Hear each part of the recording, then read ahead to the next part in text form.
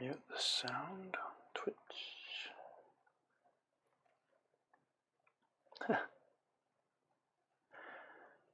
Good morning.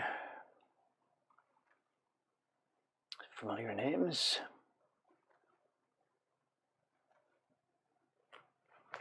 Good news, bad news, we're still on the same job, so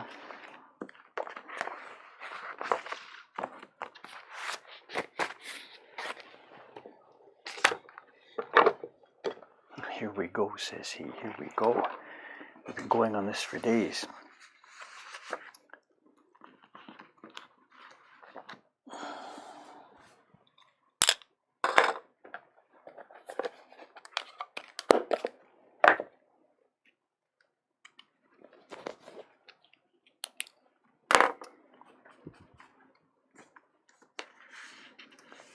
I'll take a bit of stock here. I've got a bit confused about where I am, so I'm going to, first step this morning is to take a look at where I am and what I've done so far. My list is too messy, so I've got to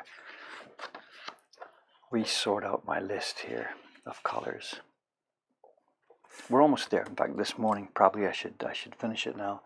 And I think we'll get to the point this morning, if all goes well, I'll be at the point of actually putting some of this down on the wood. So patience here. It's a bit boring perhaps, but this is all part of the process, and so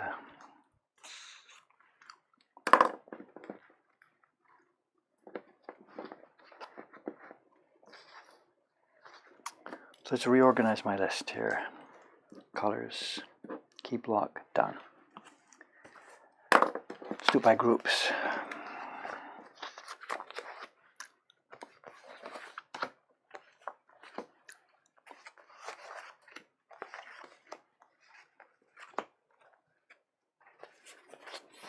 These three, orange, red, not drawn yet. Let's do this by groups. That's the blue group there. Blue group, gray group, yellow group, brown group. Let's sort this out. When I first made my list, we were just looking at the picture, randomly thinking of things, but now I've got this thing a bit more carefully grouped. Let's work it out.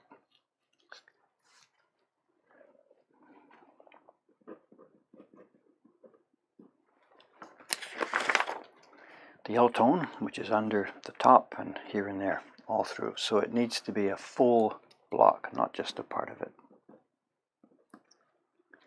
And it's first pass done. On top of that's orange. And again, it needs to be a full block because we have top, bottom, middle, we have everywhere. And it will need some Photoshop. How much to explain, you know? People are here. Have you seen the last two streams? I never now know what to explain. Should we do a little bit of a rundown here? We've got situations where the yellow and orange and red are coming together. And of course, because they're related colors, we don't have to make separate blocks for them. I mean, we don't have to make totally separate blocks. The orange and the yellow don't need to be cut to mix like this. The yellow block goes under the orange, under the red. On top of that, we just cut the orange with these fingers. Comes on top, bingo, perfect. On top of that, we just cut the red with the fingers. So we don't have to cut these patterns twice, and there's no worry about registration. That's what these first three blocks are.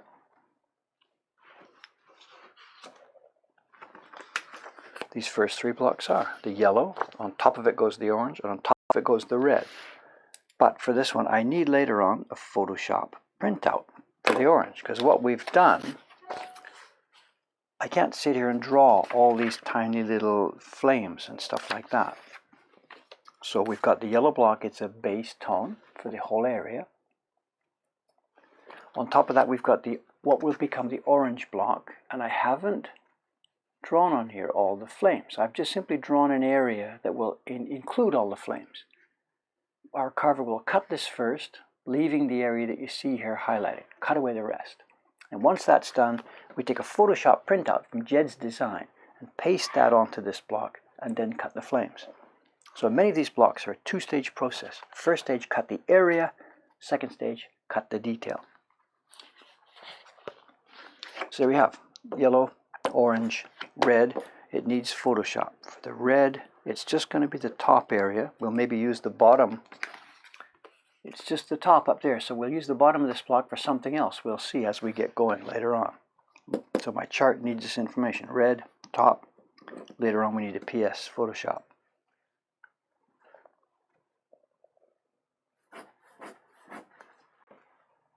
That's the red-yellow group.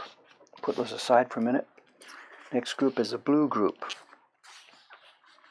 And these don't overlay at all. There is no green anywhere in this print of Jed's. Either he doesn't like green, or he didn't do green on this one, or whatever. He didn't think of it.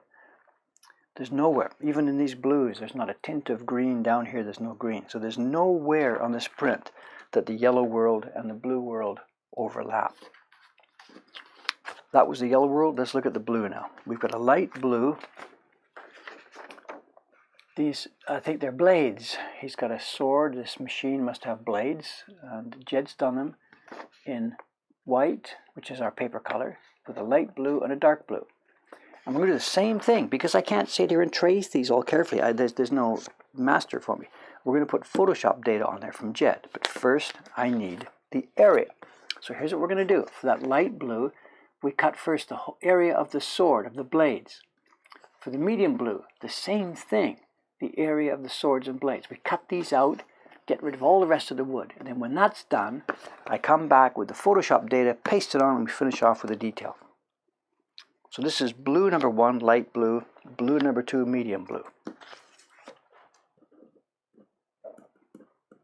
Sorry for the repetition. If somebody was here yesterday, 2 days ago, they've seen this already, but whatever. I'm just we've now got to get laid out what I've done and then figure out what I still need to do. Okay, the blue, they're full all over. I can't use them for anything else. And I'll need Photoshop data for both of those. Now, next one is not so simple. The third level of blue. We've got a tunic here, which is a darker blue, and it's totally a different blue from those first two. These are light blue. They're sort of the color we would call shimbashi. It's going to be the same tone printed once as a base and then again on top of it. But this one now, this blue, is totally different. And in the robot, what is it? The robot, the monster, the guardian, there's also blue tone.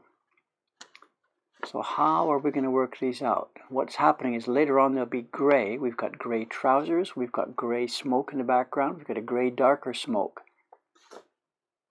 So it's looking to me like we can use one of these lighter blue tones here, put gray on top of it, and we're looking at something we might get something like this.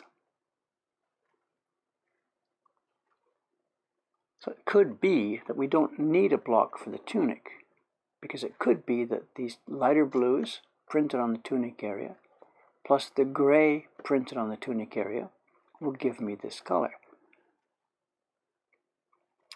And this is what Jed's information doesn't help me with, because he hasn't built his colors that way. He's built his colors just by finding a Photoshop color wheel, finding something and clicking it, and bang, there it is. So he doesn't build his colors in Photoshop based on color A plus color B equals color C, which is the way that woodblock prints work. We could, in theory, cut a separate block for every single one of these tones, mix exactly the color we see, and print it. But that's not how things work. In our world, they layer over it. Look at the red here. This red is clearly layered on top of the skin. It's semi-transparent. It's the same thing. It's transparent on top of the blue. That orange is transparent on the yellow. We have to layer things.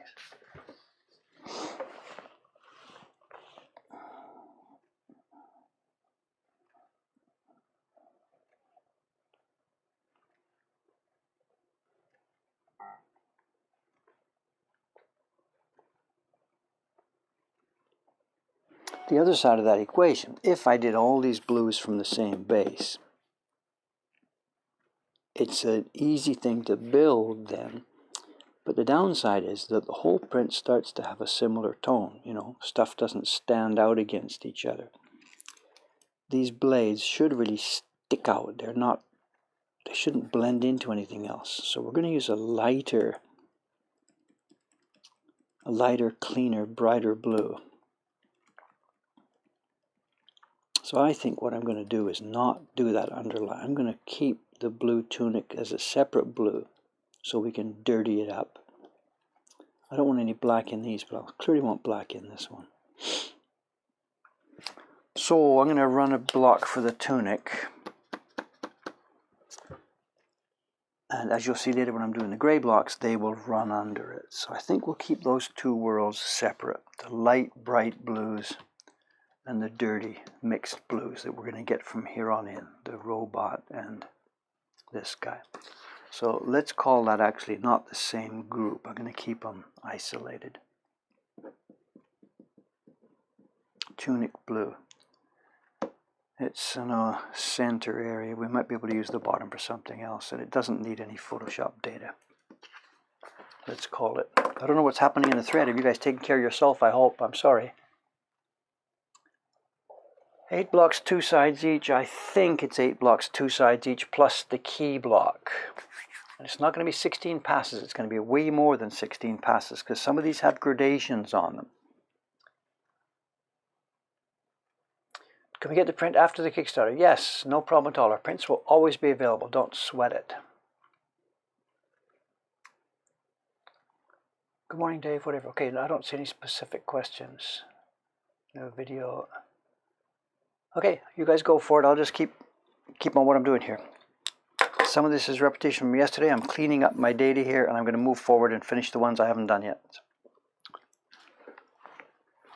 Actually, I'm explaining to you, but a lot of it is just simply to get this straight in my own mind too, you know. I've been doing so much different stuff the last few days. I don't forget this, but whatever.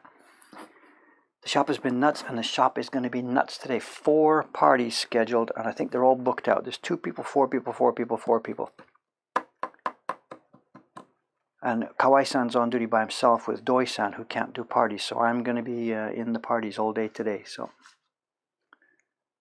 actually, having mentioned that, I should maybe, whatever, will there be a stream tonight? I don't know if I'm still alive tonight. I don't know. So we'll whatever. Anyway, let's keep going here.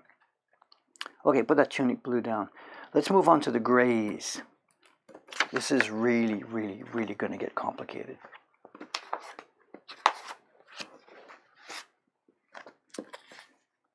We started this the other day, and I'm not sure if I'm lost or what I'm doing. Okay.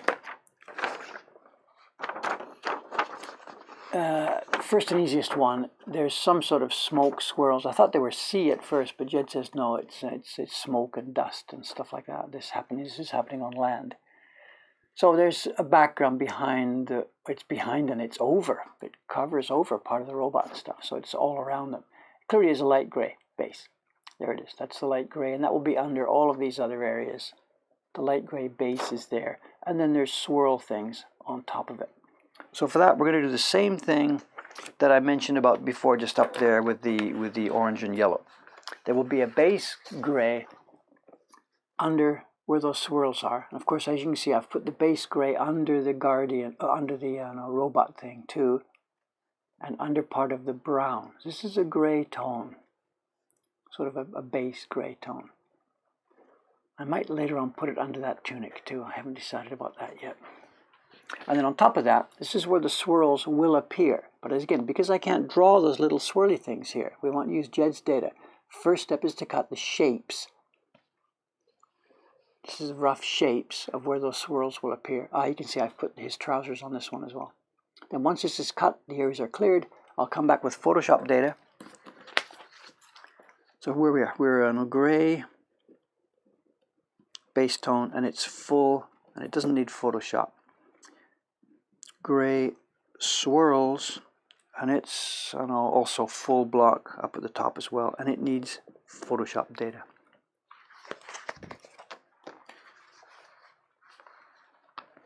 And questions here. Gray base, should it be on the tunic? I don't know. Or should that be the swirls on the tunic? I don't know. Hold that in reserve. I hear a question. It seems that the term has become official questions, right? There's questions in the thread which I have no guarantee of seeing. And then there's questions that people send to the Official questions. Sent an email question, not sure if you've set up. I have indeed. I just heard the sound. Oh my God, there's 3 in there. Ow! I do have work to do, guys. Let me just see what these things say. It's asking about subscriptions in Twitch. Let me see what the other questions say. About learning Japanese. Okay, totally different questions.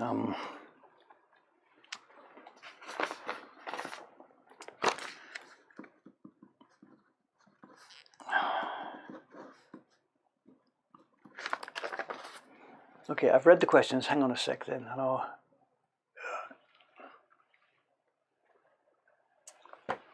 Let me see what I can do, because I do have to actually think about the work I'm doing as well. These 3 questions aren't actually specific related to what I'm doing, so I don't know if I can talk and do this. One of the questions is about this. It talked about the line art. What did it say? I've already forgotten. The line art.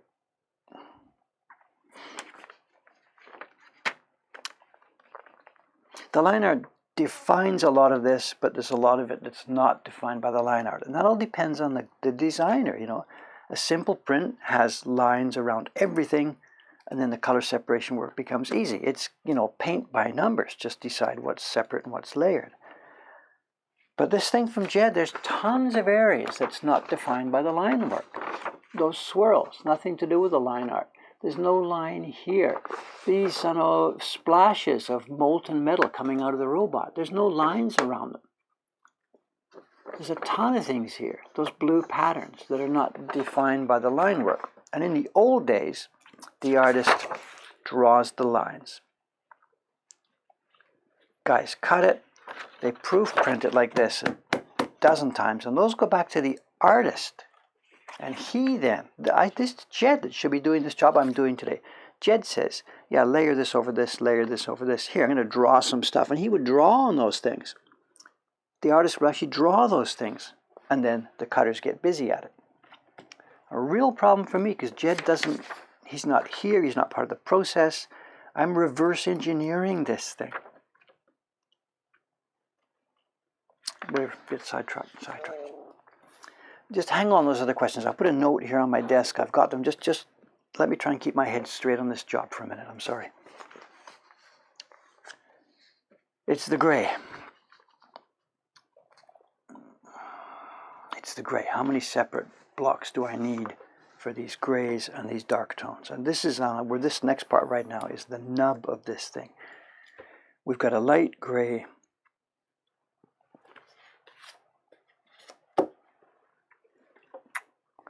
And the gray swirls. The gray swirls we can keep.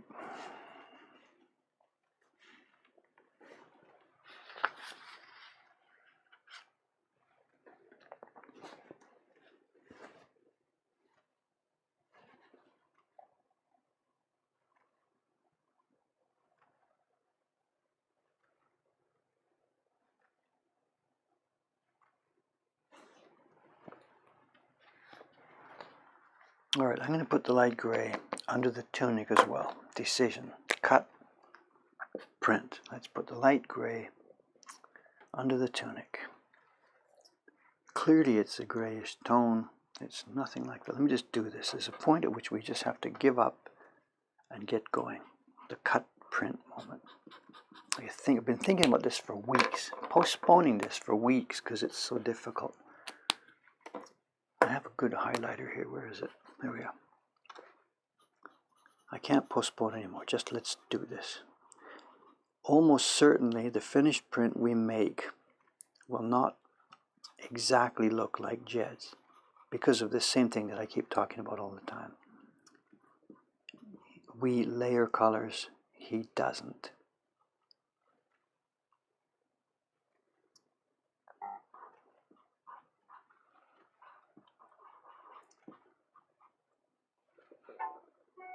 Another question, guys, just hang on for a minute, please, Nate. Let me just focus here for just a couple of minutes here to get this.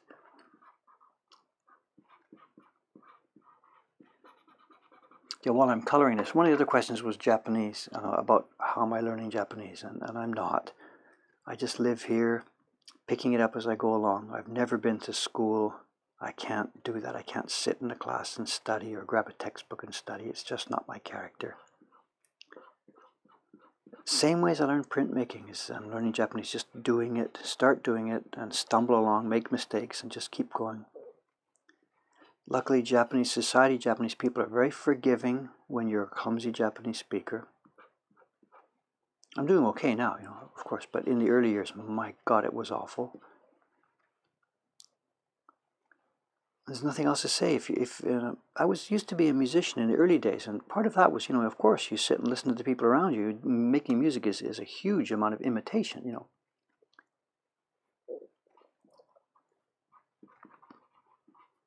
So this is the way, Japanese by learning. So in fact, somebody in the shop was asking me about this yesterday, and the example was, think about pointillism, that art style, where pictures are made by dots and dots and dots and points building up.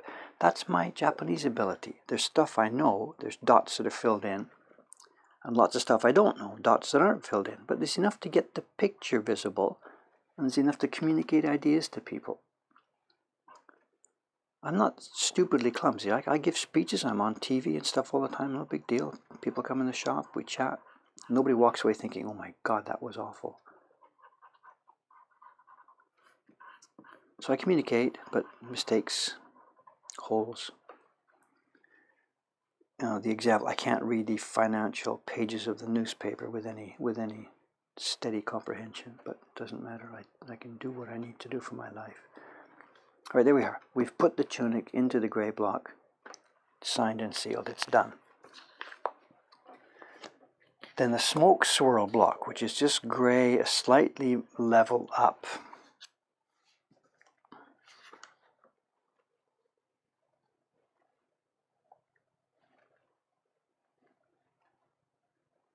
I'm going to leave it as it is.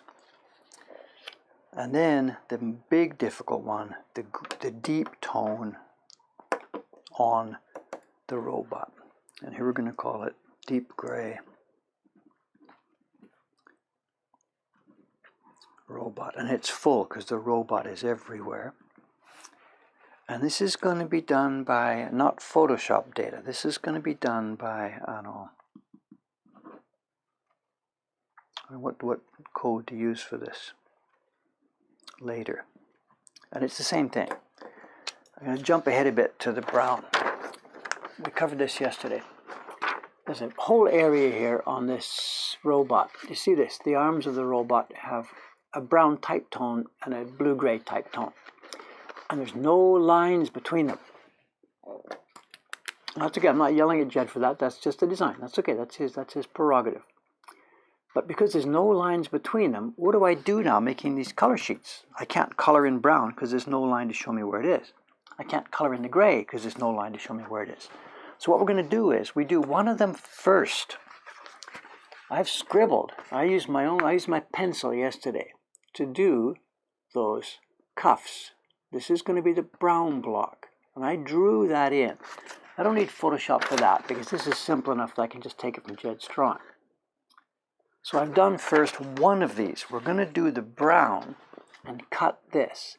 Then when this is finished, we're going to print that onto another one of these transfer sheets and use that to show where to do the leftover area, the gray, because they can't overlap.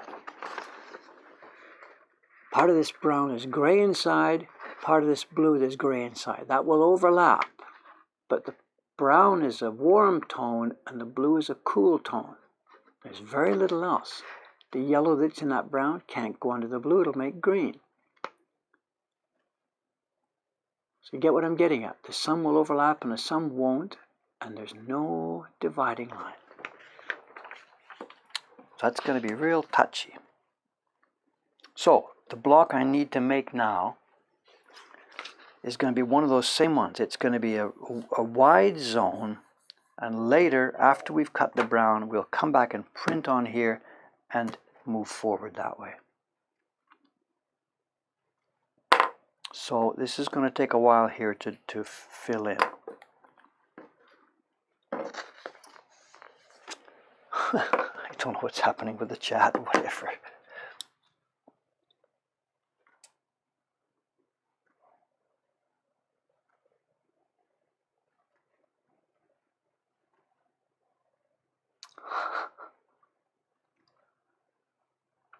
it today, chatbots and robots and stuff. There's a bunch of people have been writing to me offline about this, and we've actually started to work to move forward on this. There is an FAQ bot in preparation at the moment. So if you've got suggestions about the robot things, fire it to me in glasses. Are you guys still playing that game? Whatever. Okay, look, really, let me be quiet for a minute while I do this, okay? If I screw this up, I'm in big trouble. So I've got to do the block. What am I doing? The block for the deepest tones on the robot, which will later have parts cut out for brown. Just let me try and do this here.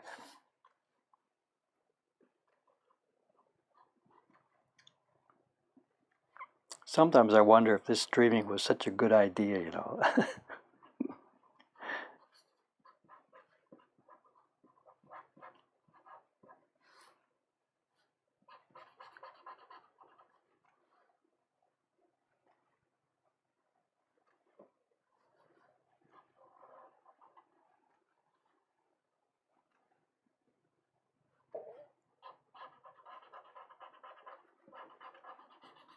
That's wearing out. I thought I got a new one. I did get a new one.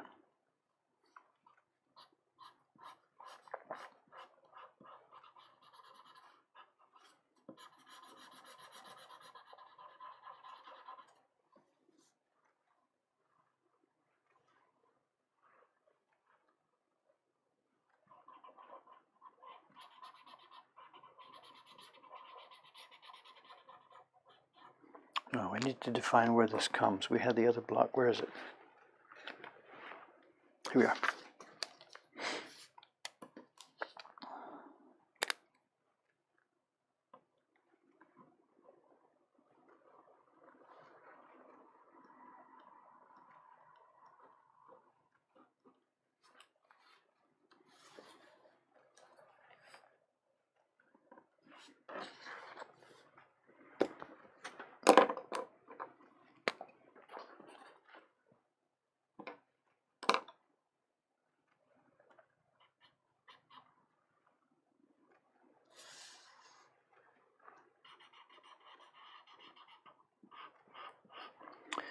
What's going on? I got a brand new yellow marker. What did I do with it?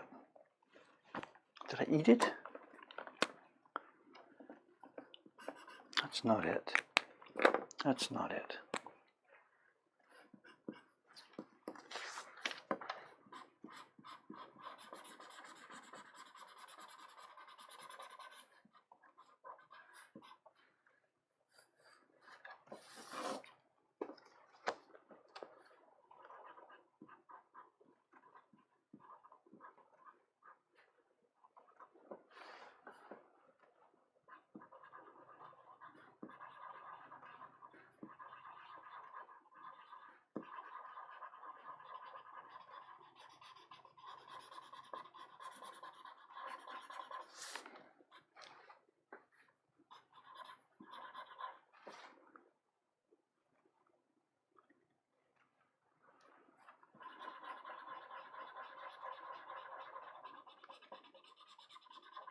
We had in the shop yesterday in the print parties, a young man who has been watching these threads, these streams and participating. He's traveling right now, so he's probably not here this morning. At least I hope he's not here. Traveling in Japan, the last thing he should be doing is sitting watching TV, I think. It was fun to meet somebody from the from this Twitch world. It's great. Nothing special to report. Normal guy, had fun, you know. Said thank you for what we're doing on the stream, and he helped fill me in a little bit on some of the Twitch culture stuff that I haven't been very hip on. In fact, that's another one of the questions. Another one in question a moment ago asking about subscriptions. When am I going to activate subscriptions on this Twitch channel? And as I was chatting with a young man yesterday, he was saying, the reason I've been hesitant to do this is because I don't want to sound like I'm asking for money here. Like people, a lot of streamers on Twitch are asking for money. Please donate. Please help me. Please let me do this and stuff like that. And that's absolutely not why we're here.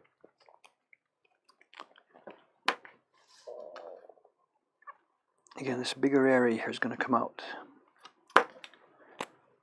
So I was sort of trying to show the guy, like, I don't want to do subscriptions and stuff because I don't want to ask for money here. He said, Dave, you don't get it. That's not what it's all about. Yeah, sometimes people subscribe to channels to help the person to pay money. But he said, mostly what it's about is we want these icons. We want to show we're supporting. We want to be members of this group, this community. We want to, it's a thing, and we want to be able to show that we're part of it. I listened to what he said, and okay, and I get it, and I don't get part of it, but I get part of it. He said, look, please just do this, open this thing up and let the people there make the community themselves, He said, don't worry, it's not all about money. And I listened to this and heard his conversation, and then the reason I'm still sort of struggling with it is because, like, we've got a Patreon, we're asking for money. We got a Kickstarter, we're asking people to support us. I got to do this. It just starts to sound like Dave is sitting there with his hand out all over the place, asking for all these things, So I asked him, okay, let this sit for a while. Let me get the Kickstarter finished. Let me get our upcoming gift print season, which we're going to be promoting. Let me get that stuff out of the way, so that it doesn't sound like I'm doing this all for business. And then maybe at the end of the year or early in the new year, let's sort this out and get the Twitch thing up as the community that people are trying to build. So he said, okay. Good idea. So that was one idea. So on the sub thing and the icons thing and all that sort of stuff, just hang on a bit. I'm not totally rejecting the idea. I don't understand it well enough to be able to participate in that just yet. So please just hold on a little bit. Okay, there's the arms, or tentacles, or whatever it is there are. This is going to be the deep blue color. Now, clearly that's also under this background thing. Nobody seems to know what this is. Is that the robot's main body? Is there a head with arms and this is the body? Or is this something behind the characters? There's a thing here, Nick. There's an area of the design. Clearly this is the head of the creature. There's tentacles. But what is this? And I don't know. It's got a pattern on it, which we're going to do later. I'll explain later. That's going to be a Shomenzuri shiny pattern. Anyway, I think it's the same color, so let's put it in as part of the...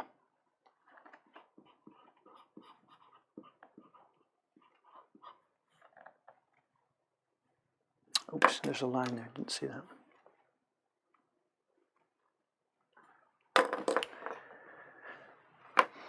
Chat. Drink. Body of the robot. There is a body, is there? Okay, I didn't know if it had one. Somebody said it was just a head with tentacles. There was no body. Has he read emails yet? Yeah, hang on, guys. They're sort of stacking up faster than I can take care of them here.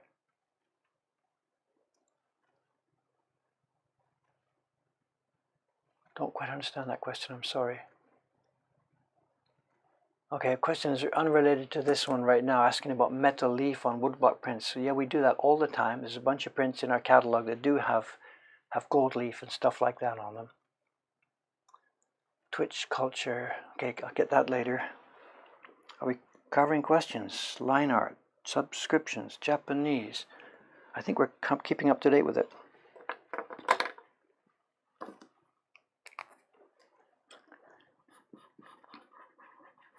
What I did forget to do was copy. I still haven't built my thing for copying that chat.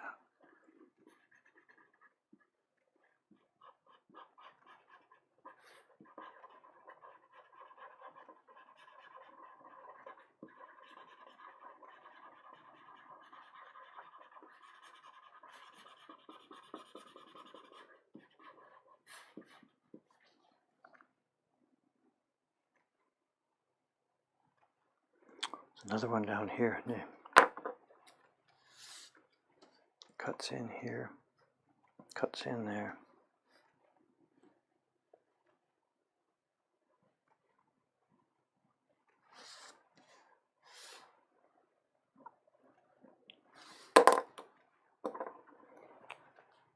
Oops.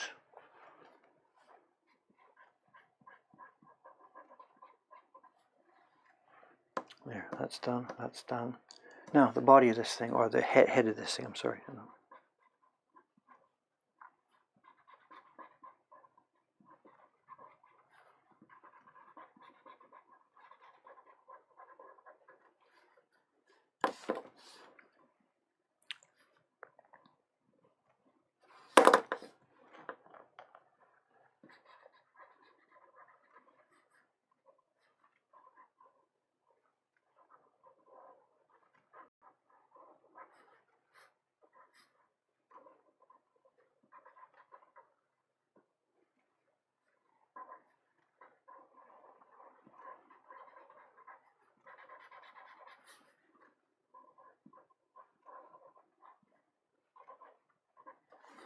It's going to be fun for the carver, you know. He's got to cut all these bright lines, have to be taken out of this block.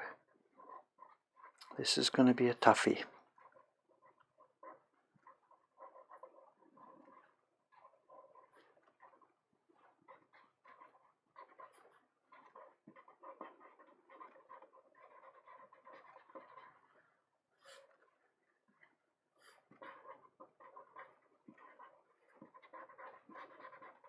I wish this was my job, you know, to do this carving. It's too bad. That's one problem with our business now, you know, growing to the stage it is.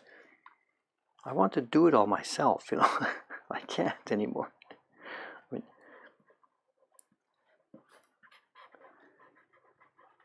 those UQ Heroes, the first ones, that first Kickstarter campaign we did 5 years ago, it grew to 10 prints in that first series, you know, the first set. And I did 9 of them, totally, absolutely all by myself, you know. Carving every line, every dot, doing all the test printing and passing it over to the printers. I did it all myself, those first 10 prints, and it's such a fun achievement, you know. Now this one, I'm a publisher now, I'm part of it, I'm doing some of the work, but I didn't make them myself. You can laugh, but a lot of the pleasure is gone, you know. It used to be mine, mine, mine. Now I'm more of an organizer than a doer. It's too bad. Well, anyway, that's why the new manager, blah, blah, blah. Okay, where are we here? The darker parts of the head of this thing. The tentacles, which later will be cut back after we've got the brown off them. The background thing, or the body, whatever it is, background / body, which appears here and here. Tentacle at the top, area for that one to come off. I think that should come down a bit farther.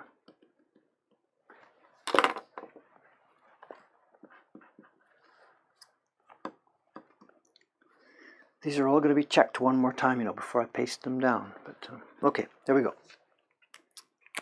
Let's move on. That's the deep gray robot full. Deep gray. That's on top of smoke swirls. Okay. Now, that's that group. Let's move on to the next group, which is the brown group. No, that might be part of the yellow group, but there's the yellow-red thing was all by itself with orange. This next one's the brown group, and we've got 3 brown group, red brown group, whatever. Let's just call it a brown group for now. And there's 3 colors which are going to be involved here. The skin, which is a pale red, pale sand, pale brown color. And moving up one level, we've got this thing at the edge of the tunic, and his hair, which is whatever, sandy color. And moving up one more, we've got these circles in the joints. All the circular joints have a brown tone in them. And then, of course, moving up one more, we've got the deep brown of, you know, the other main color in the robot itself. So there's 4 browns here. So let's just get the first one, skin tone, hada in Japanese. And it's full, we can't use that block for anything else. Doesn't need any Photoshop data. Pretty much set. Now we're not finished here because this might end up going under some of the other colors, but let's just start as it is. Then moving up the next, it's the one with the hair. And I did that the other day on the Twitch stream here. It's the hair color. It's that edge of his tunic. It's the claws of the tentacles.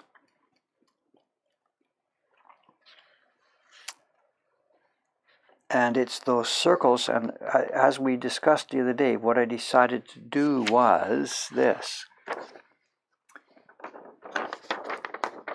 Because of that light brown showing through on these circles, and it doesn't show through in other areas, what I decided to do was the dark brown goes over the areas you see as dark brown. That's fine. That's a block in its own. That's coming in a minute here. That's the dark brown block. But the light brown block, instead of just doing those thin little rings, and instead of doing all of it and carving all of it again, I decided to do it this way. Cut the light brown block in just part of the thing, so that the joints will have a slightly different brown tone than the other part. Now, Jed didn't do that, but then again, he didn't underlay that part under the rest of it. Makes sense or not? I don't know. So what we've got is the skin tone. Let me again keep my, we'll call the block skin, hair, and whatever, I don't know, robot brown. And they're all full. Nothing else could go in these blocks. And we don't need any Photoshop data. We can do this all from what we can see on the key block. And the only undecided part of it at this point for me now is where does the skin tone underlay these other ones? And we've got two factors. If we can underlay something, the color gets richer and deeper. If we underlay too much, the paper gets damaged. If I want to underlay the skin tone on the robot claws, then it means I've got to carve all those claws twice, which is a minus. If I want to underlay the skin tone on those tentacles, that's not even going to happen because I've got to draw them all and try and match up the exact same space, and there's no way that's going to happen. If we don't underlay the skin tone, it leaves the printable space quite small and difficult to print. If we can underlay more stuff, it makes it easier to print.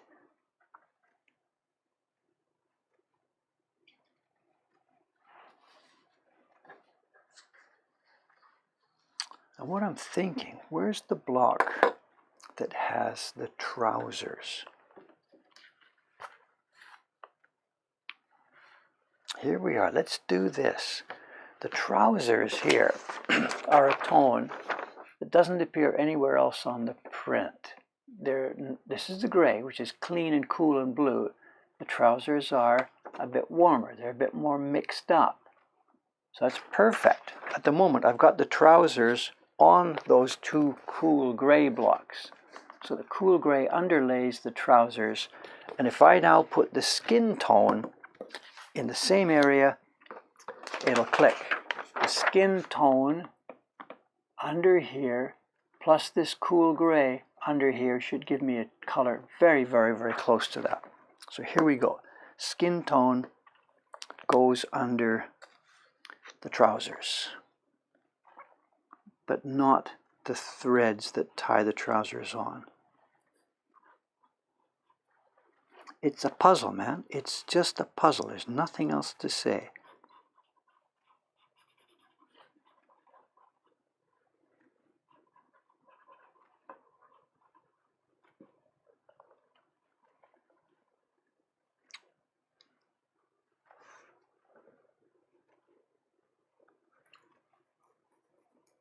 Sandals as well, which will make printing this much easier.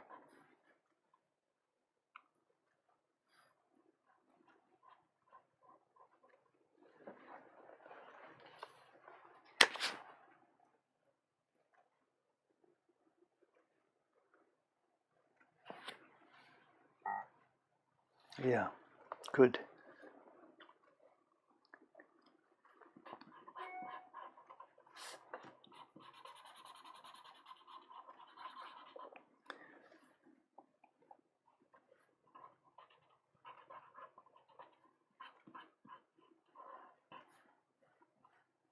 Is that all there is? One area here. Oh no, there's one in the middle. Look at this. It's so easy to miss those things. One area there. Okay, let's make a note of that. Hada is also on trousers. Here is also on tunic edge.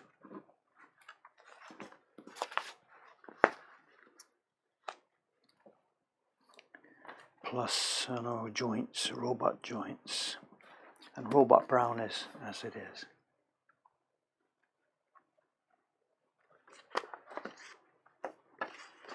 All right, we are really, really cooking with gas here now today.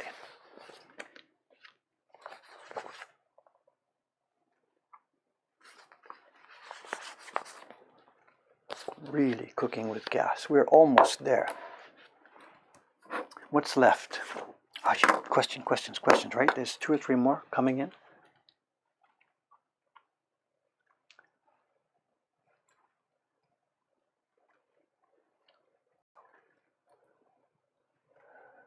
Oh, nothing waiting there. Hi.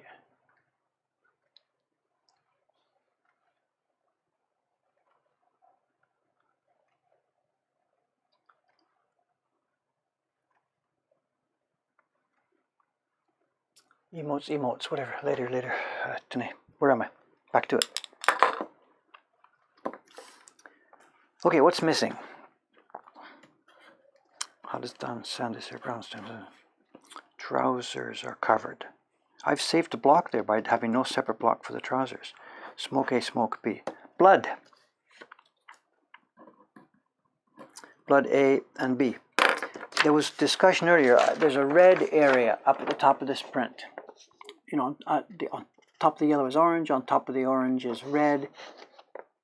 So given that I've got red, maybe I should use that same block for the blood. There's 2 tones of blood, and it overlays skin, it overlays tunic, it overlays trousers, it overlays a bunch of stuff. So that's going to be really difficult. Jed just does this, you know, clicking and choosing colors, but this has to be the right depth that looks the same when it overlays a light color or a deep color, which is difficult. And it's up here in his eye. So I'm going to do a separate block for the blood that doesn't interfere with this, because this is going to be printed on red first, but then with a black on top of it to give that gradation. I don't want to mess up his eye. So we need 2 blocks for the blood. I've still got sheets left.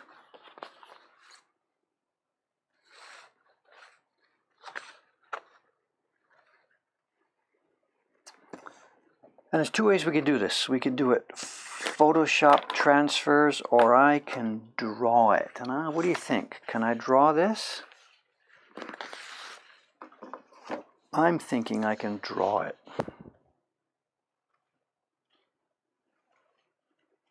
Jed's not listening, is he?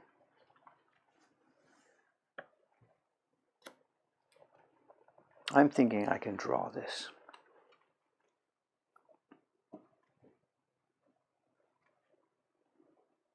Can you hear the pitter-patter of the feet upstairs? Probably not. It's pretty faint. The rats are having fun this morning.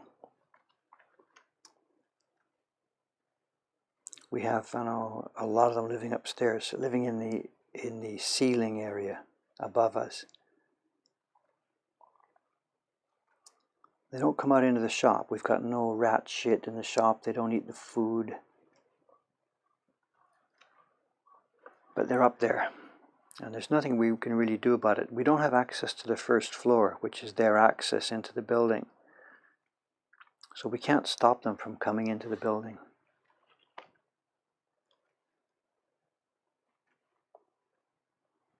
And this is an old part of town.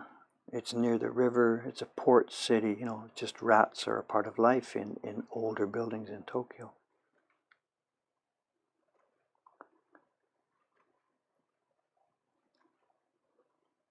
We're thinking maybe we should get a cat. But the staff is divided on that, you know. 2 of them are, I'm allergic to cats. I'll be sneezing all day. What would you rather have, cats or rat shit? But whatever.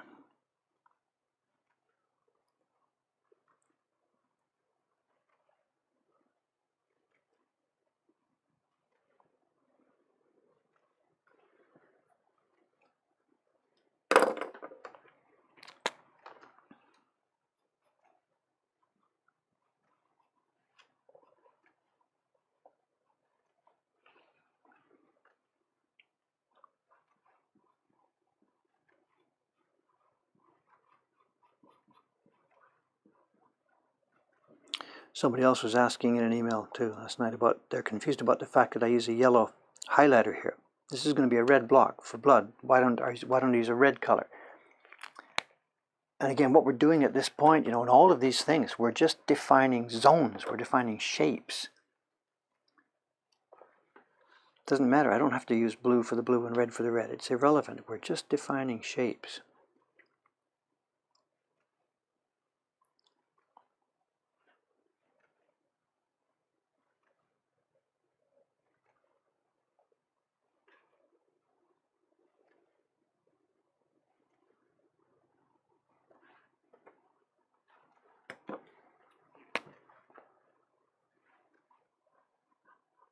theoretically, a printer can take a set of blocks and we could totally change the color spectrum of this thing. We could print him with a pink kimono or a pink tunic or whatever. It doesn't matter, Piece of wood is just a shape.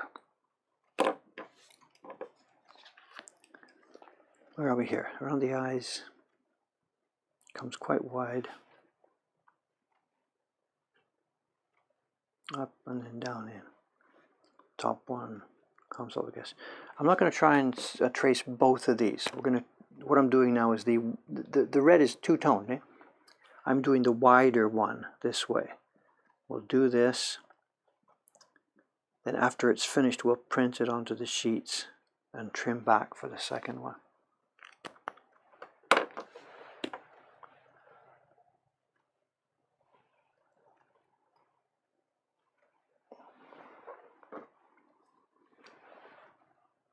Dog, my God, dog, walking a dog every day. I can't. This is downtown Tokyo, This is not the place for dogs, downtown Tokyo. There's a park over by the river, but boy, and people are there in the morning. Over at Sensoji, there's a bunch of people have like little yappy type dogs and stuff. They get together in the morning over near Sensoji Temple for their walkies. But high maintenance, what?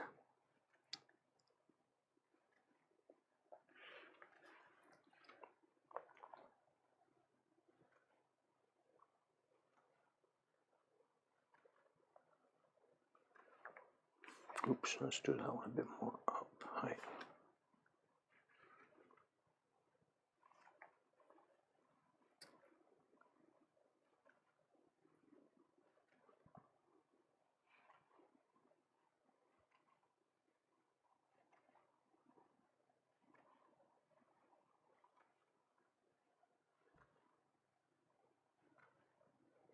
Look at me, I'm an artist.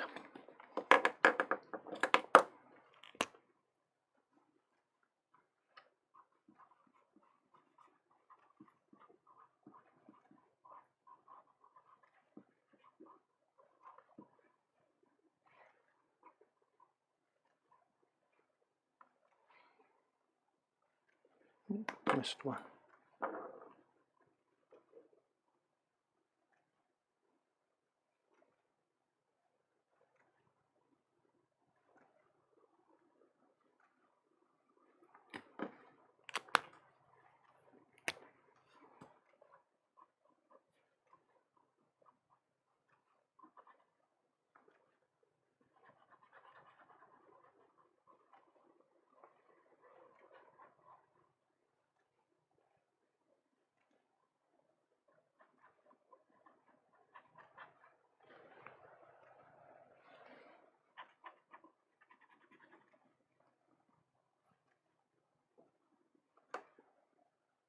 Is that it? Leg, knee, elbow, tunic, collar, tunic, face. Okay, that's the blood, first level blood. Blood 1. This will be blood 2, but I can't draw that yet. Blood 1 is wider, blood 2 is in the middle of that, and I can't, get it. So we'll cut blood 1 first, print that, trace it onto blood 2. So we'll just hold the sheet in reserve. Okay, blood A. They're going to be full sheets because it's top and bottom. And blood B is, later. So where are we and what's missing? Let's see. We've got 1, 2, 3, 4, 5, 6, 7, 8, 9, 10, 11, 12, 13, 14. I had 16 before, 15, 16. So what's missing? Yeah. Okay, 2 more. One is on a bottom gradation. And one more is the pattern. Okay, let's look at this. Bottom gradation. There's a darker tone at the bottom of the print. It's going to be hard to see the shininess in it. There's a darker tone at the very bottom. This gray, for example, darkens and darkens and darkens. And Jed's done that by calling for a gradation, deep lightening up. But that gradation is on the gray block, it's on the swirl block, it's on the brown block, it's covering some of these yellow blocks. So notice the gradation is not on one of those blocks, it's on all of them. Now, there's no way we can print separately. Print the gray first, then put a gradation on. Print the brown first, print a gradation on. There's no way. What we need here is one block that is the whole printable surface here, and we put a gradation on which covers everything. So it would come on last. So this is a dead easy one. And what we do, if you remember, we had a block before that I was just using the top part of the wood. We had this was going to print a red and a gradation at the top. Well, we'll use the same one for the bottom. But where do I cut? Because this wood has to be disappeared.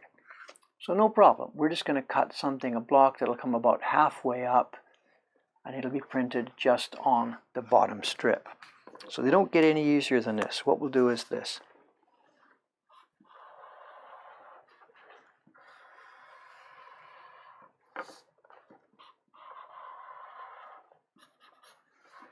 We'll just let our guy cut it. We'll tell him to chop it off somewhere around here. Smooth the edge. That won't interfere at the top and it won't interfere at the bottom.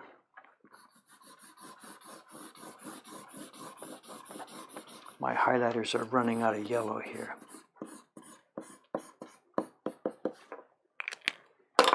Okay, so that's the red top and bottom gradation.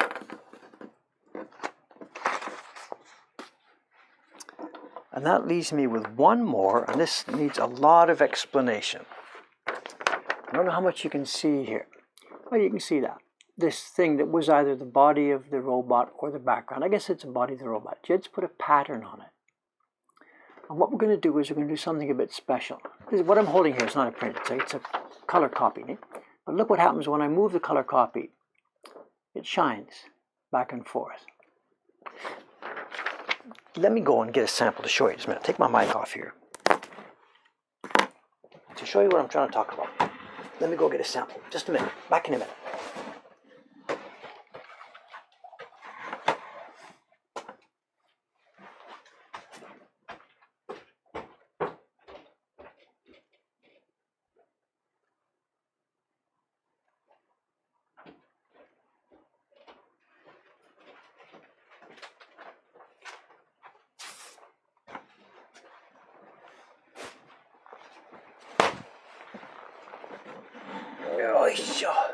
Yeah, somebody's got what's going on. Very good. You're ahead of me. If everybody's ahead of me, I don't need to do this. Are we okay? Shovel Knight incoming. Okay, next time I do this, I'll pick a different print for a sample. This is cool. As the man in the thread said, Shovel Knight. This is a print we did a couple of years ago. This is fun. Okay, we printed it as normal. Cut blocks, printed colors, cut blocks, printed colors. It was all finished. And when at that point, that's what you saw there. But we cut one more block. We took a block, carved a pattern on it, but normally all the blocks are reverse, right? If you've got a B on the front of this print, the B has to be backwards on the block. So you print it, it reads B on the front. Got it. So all the blocks are backwards from the finished print. This is just common sense. For this pattern, we printed a block that wasn't backwards. It was just normal. It looked just like you saw here. When the print was finished and dried, we put the print on top of this block, rubbed right on the finished print itself with our tool, which leaves a shiny impression. And that gave us, there's Shovel Knight, and if we rotate it into the light, you can see, if I get this right, there's a shiny pattern in there. And it's actually carved as a quite intricate pattern, which you either can't see or you can see. Look at this, so cool, right? This is called in English front rubbing, and in Japanese shoumen front, zuri, rubbing, printing. Shoumen zuri, front printing. You know, if you don't know it's there, that's fine. You're okay with the print. But if you know it's there, you can show your friends. Look at this, wow. Anyway, long story short, that's what we're going to do with this block. So that pattern is going to be done in front rubbing so that when you rotate the print, the pattern comes into view and disappears. So we've got a sheet of paper for it here, but, I can't use this. And this explanation gets a bit whatever, let's just go for it. When we make woodblock prints, we carve a block, whatever. Here's a block, whatever. This is a block for a print. And again, it's X size. It's X by Y, whatever the dimensions are. When we make the paper for printing, we first moisten the paper. We got to print on moist paper. And while we're moistening the paper, it expands. So keep that in mind. Paper's expanded. We print on it, XY. There it is. The print at that moment, while it's still moist, is XY. When we're finished printing, we dry it off, and it shrinks. So if a block is XY, the print is always X minus something, Y minus something. Prints are always smaller than the blocks. Now what I just said a minute ago, to make this front rubbing, we do the normal printing first, dry the paper off, and then do this front rubbing. So you get where this is going. I can't use this pattern for making this tracing because this is going to be too big. So I'm going to wait to do this one.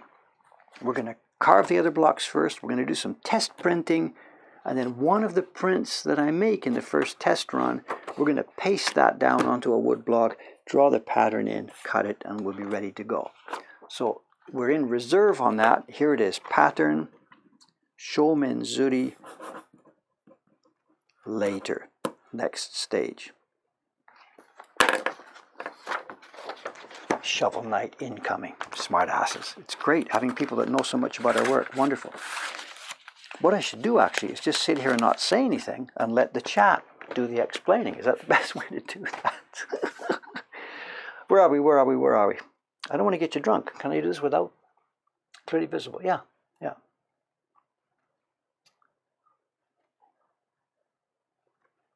No, on this new print, the front rubbing is going to be, it's going to be just that pattern, those lines. We're going to carve a block that has those lines, and those are the parts that will appear shiny. So that pattern, we're not going to print the pattern in pigment.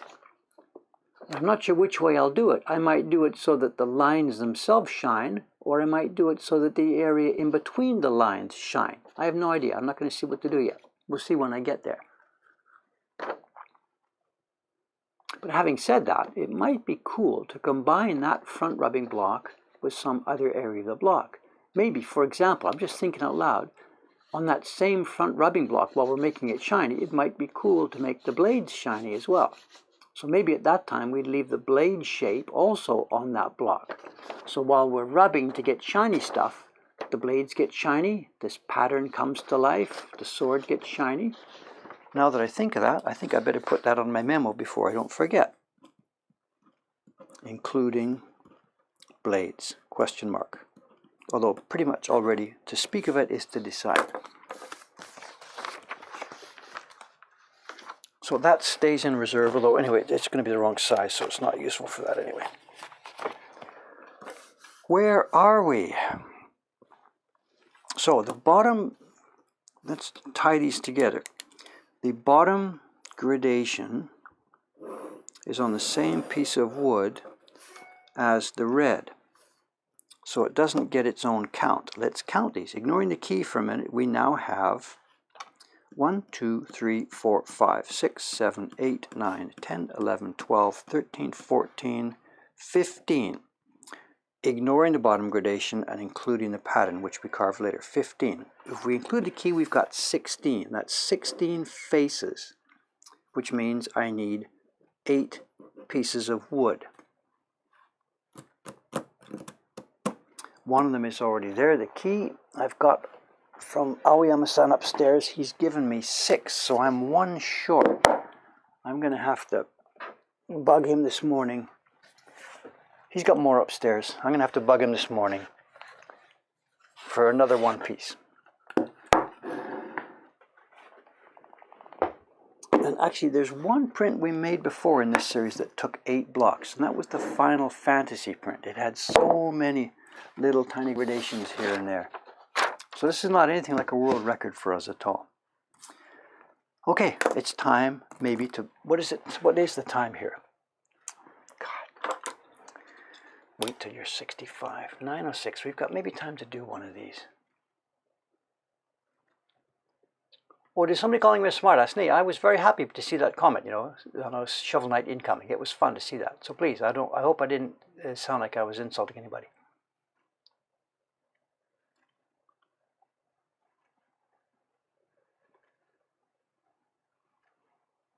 Could there be too much front rubbing? I don't know. Who knows? Yeah, too much of it's no good. Fair enough.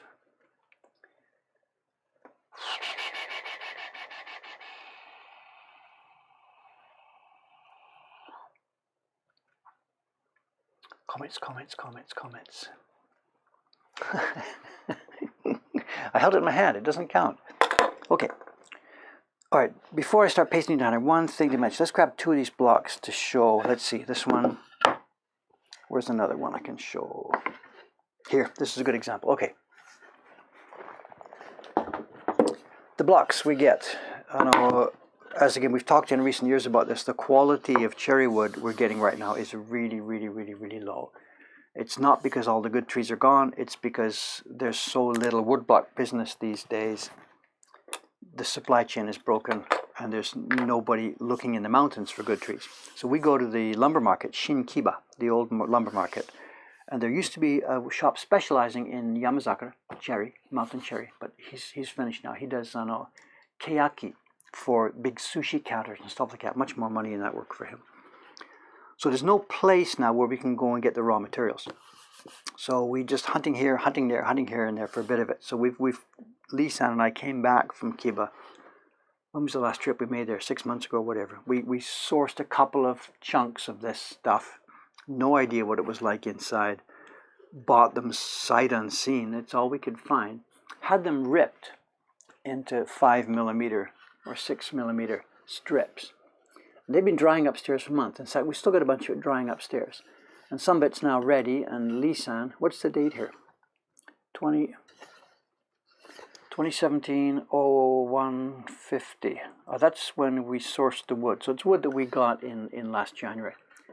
And Lisan must have made these up about 2 weeks ago when I put the word out. I got to get going on this print, so he did it. But we're hunting. We've sliced this up, and there's good bits and there's bad bits. Like this one, for example. This is not so bad. It's a pretty flat, smooth piece of wood. So I'll use this for one of the colors, like that yellow, for example, that needs a good smooth area with no defects. But then we get stuff like this. The wood had branches, it had knots. Now, why didn't we throw this away, which we should have done? We have no choice. If we threw away all the stuff, we'd have nothing left. But the lucky part about this is, because as you've seen, I've got this whole deck of 18 sheets, many of which have stuff like this, that red blood, for example.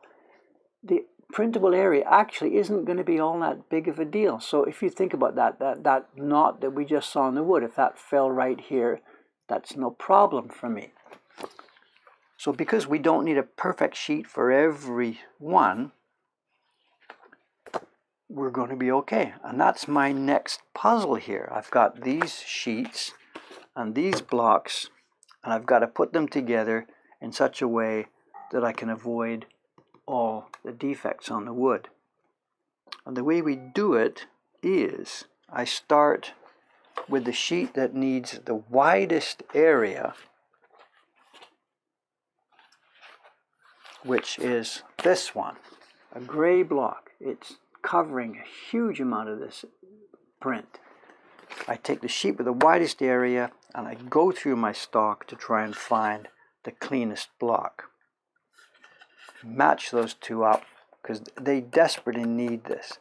And then after doing the 2 or 3 of these, I go the other way and I get my worst wood and I try and find one of these sheets that will go on it with no problem. And once I've got the 2 ends of the spectrum figured out, I've got my best sheet on the best block, and I've got my worst block on a sheet where it doesn't matter, and the rest of it hopefully falls into place here and there. But those 2 critical ones are the ones that have no room for negotiation. This block can't be used here and here, so I've got to find a sheet that will fall on it. In fact, let's do that right now. In fact, it looks like this same piece of wood is both of those combined. It's the worst piece of wood and it's the best piece of wood. So let's put those 2 together and let's try and find something in this stack that will fit around that mess.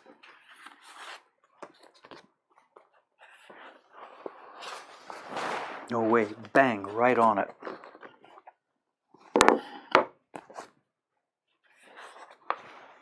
No way, both ways, no good. So it's not the blood that's going to go on that block.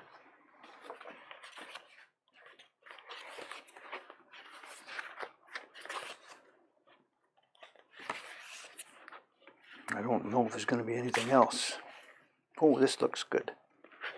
One of these blues.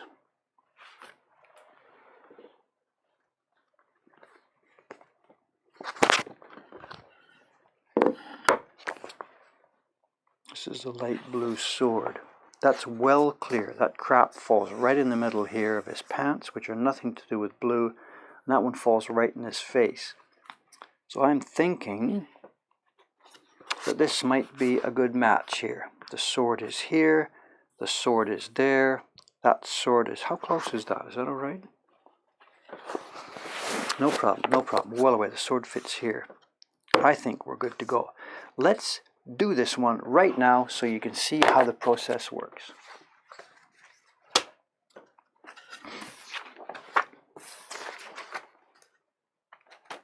I think that's what we'll have time for today, right? It's coming down to 9:15. We know what's going to happen. The bell is back in order after having its batteries rejuvenated. Kawai-san and Doi-san are coming this morning. And before they get here, let's paste this down. I will need my Kento Nomi, the chisel specially designed for cutting registration marks. I'll need another small chisel. I'll need my plastic guide mark.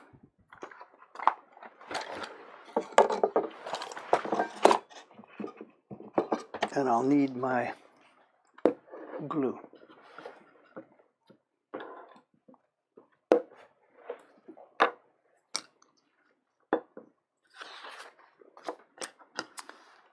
Nothing magical about the guide mark. I mean, this is not determining the registration of the print. This is just helping me put marks on these blocks in a stable, consistent area. The registration is being determined at the moment this goes into the blocks. Because remember, this was printed on the key block in the registration mark.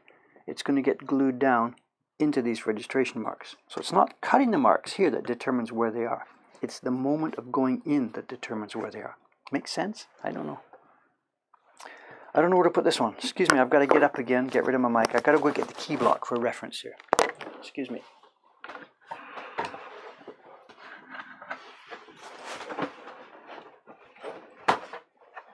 Oh, jeez, I feel 9 years old here. What's going on?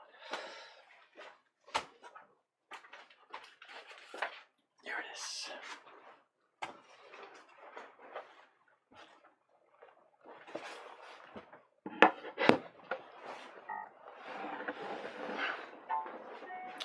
Questions, questions, questions.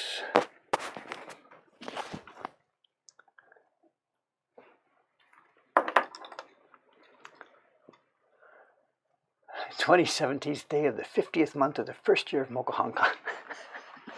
I'll have to ask Aoyama-san for a translation of what he did, but I know, asking about wood sourcing, I know surely some lumberyard has a source of it. I know lumberyards have cherry, but unfortunately it's next to useless for us. What they have done with the logs, most lumber supply sources, what they do with their logs is they slice them up in a way that's called quarter sawing, because most of their customers are people doing cabinet making or furniture making, and those people need wood that's, if you know what quarter sawn means, it is. What I'm doing, I'm just getting the registration marks in the same place. There's the key block. I'm just aligning it. Our wood can't be quarter sawn. If a quarter sawn log comes up, the grain lines are all straight along the top of the wood, and you get hard, soft, hard, soft, hard, soft. You get grain lines in the wood. Our wood is not quarter sawn. It's whatever the term is, plank sawn, flat sawn. I don't know what the technical term is for it. And every piece of wood that we've ever found in every lumberyard is all sitting there dried, ready for furniture making, and it's next to useless for us. In the old days, people that were sourcing wood for printmaking, here we come, excuse me, going to make a noise just for 1 second here, tap.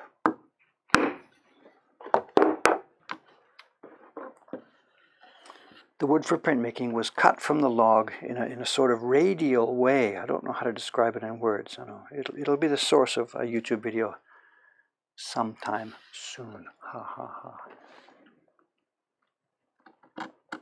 It's too long to try to explain here, I'm sorry, but the point being, it's not just the type of wood we need, it's not just how long it was cured, it's the way it was actually cut from the log. And I'm not just making noise and blowing smoke, it really, really is important.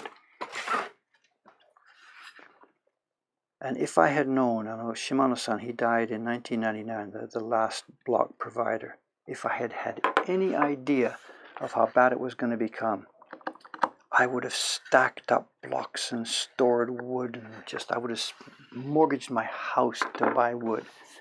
But I didn't know where we were going, how bad it was going to become, you know. I think I hear somebody here. I think that's Kawai-san. He's in here a bit early because he knows it's going to be an insane day today in the shop. It's the last day of a long weekend, so Asakusa is crowded to start with. We've got 4 print parties scheduled. I'm just dreading what's going to happen for the next 6 hours or so.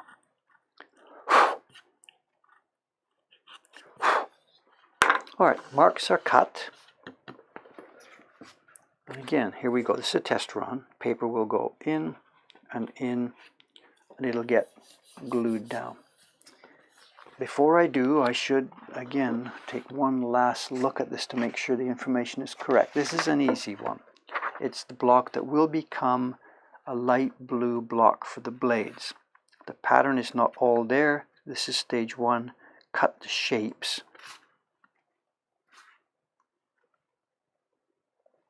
And after we've cut this, stage 2, I'll bring Jed's Photoshop information and paste it onto what we've done. Double check, Dave. Triple check. You've decided the light blue is not going to go under the tunic, so we're okay with this. We're keeping them separate. Here, dot, dot. Here, here. Dot, dot, here, here. Double check. There's one there. Didn't miss it. Tiny one there. Tiny dot there. You got it. Strip here. Look at this. Tiny dot there. We've got it. Here, here, here, here. Check, check. Eyeballs. Not on this one. The eyeballs are on the deeper blue. Let's put them on both.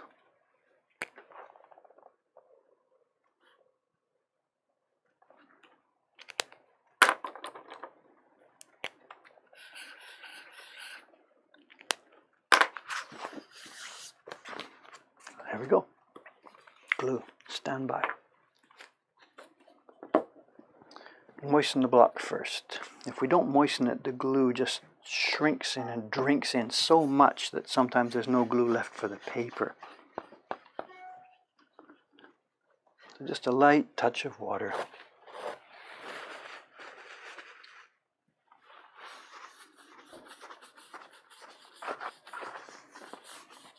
This next part, this is critical. Too much glue, and the paper will the paper will slide at the next step. Not enough glue, and the paper will peel off during the carving process. I think I'm a little bit heavy on this one here today.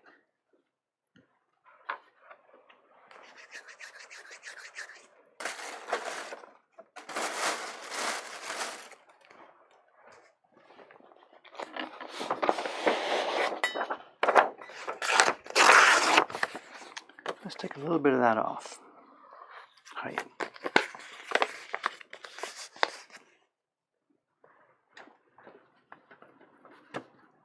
Yeah, just right now. Goldilocks.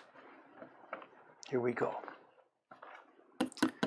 Top it up a bit so the paper doesn't stick too vigorously at the first touch.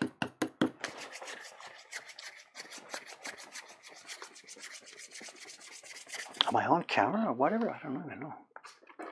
I might have perhaps zoomed in for this. Let's see. Okay, here we go. Very carefully, because this is exactly what the printers do. Down she goes. Smooth out carefully. Wipe off.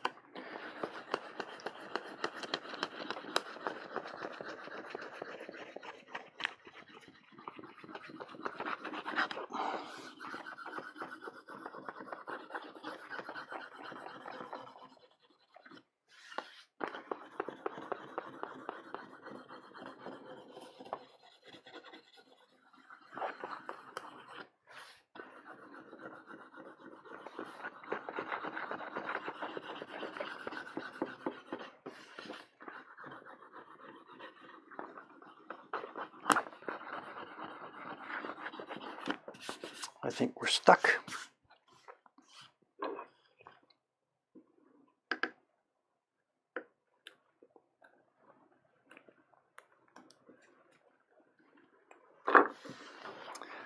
We see, can I just zoom in? Oops, too much, too fast, too far. Sorry about this, excuse me, let's just get this.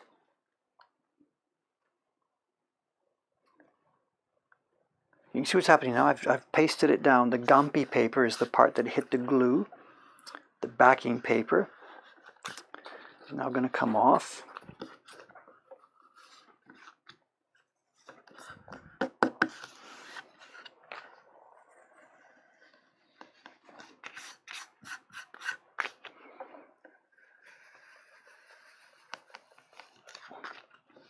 Actually, the gumpy is already split. The backing paper is pulling off. Look at this. Look at this. The gumpy paper is actually split in half already. Half of it is, I've got this just perfectly right. It never happens like this. This is whatever. Anyway, there it is. The backing paper with half of the gumpy is there. Half of the gumpy is staying on the block.